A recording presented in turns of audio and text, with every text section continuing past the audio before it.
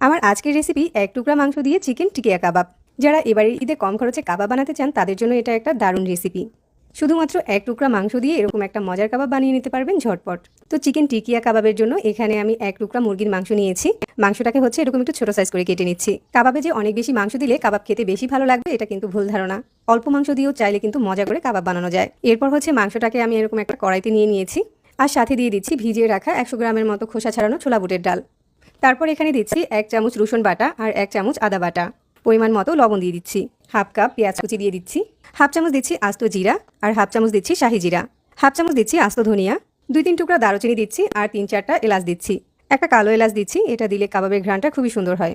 দিচ্ছি 7-8টা আস্ত গোলমরিচ আর কয়েকটা লং। কয়েকটা কাবাব চিনি দিয়ে দিচ্ছি। 4-5টা কাঁচামরিচ দিচ্ছি। 5-6টার মতো শুকনো মরিচ দিয়ে দিচ্ছি আর 1 টেবিল চামচের মতো তেল দিয়ে দিচ্ছি। তারপর এখানে মাংস আর ডালটাকে সিদ্ধ করার জন্য 1 কাপ পানি দিয়ে দিচ্ছি আর 1 চামচের মতো হলুদ গুঁড়া দিয়ে সবকিছু একসাথে একটু নেড়েচেড়ে মিশিয়ে নিচ্ছি। এখন এই কড়াইটাকে চুলায় বসিয়ে দিচ্ছি।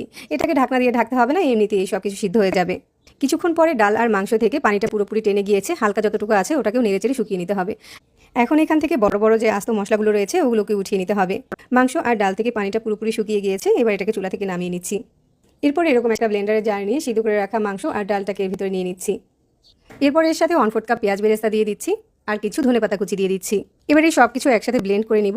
ডাল আর মাংসটা ব্লেন্ড করা হয়ে গিয়েছে, এবার এগুলোকে একটা পাত্রে ঢেলে নিয়েছি। কাবাবের বাইন্ডিংটা যাতে ভালো হয় এজন্য এখানে একটা ডিম ভেঙে দিয়ে দিচ্ছি। তবে এখানে যদি ডালের পরিমাণটা একটু বেশি থাকে তাহলে কিন্তু এখানে 2টাও ডিম ব্যবহার করতে পারেন। আর 1 টুকরা লেবুর রস দিয়ে এই সবকিছু একসাথে একটু মিশিয়ে নিচ্ছি। হাতটা পরিষ্কার করে কিছুটা তেল লাগিয়ে নিয়েছি। তারপর এখান থেকে পরিমাণ মতো কাবাবের মিশ্রণ নিয়ে হাত দিয়ে ঘুরিয়ে ঘুরিয়ে গোল করে একটা কাবাব বানিয়ে নিচ্ছি। যতটা সম্ভব কাবাবটাকে মসৃণ করে বানাতে হবে, তাহলে ভাজার সময় ফেটে যাবে না।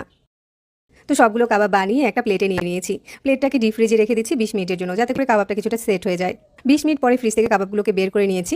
এবার চাইলে কিন্তু এই কাবাবগুলোকে যে কোনো এয়ারটাইট জার বা জিপলক ব্যাগে ভরে 2 মাসের মতো সংরক্ষণ করতে পারেন।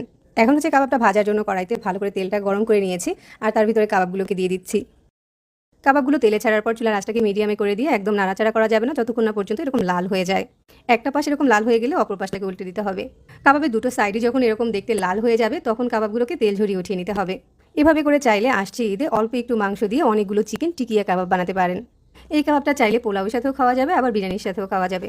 তাছাড়া এমনিতেও এই কাবাবটা খেতে খুবই ভালো লাগে। সহজে আরও মজার সব রেসিপিগুলো পাওয়ার জন্য আমাদের পেজের সাথেই থাকবেন আর চ্যানেল সাবস্ক্রাইব করে রাখবেন। এতক্ষণ সাথে থাকার জন্য সবাইকে ধন্যবাদ জানিয়ে বিদায় নিচ্ছি। আল্লাহ হাফেজ।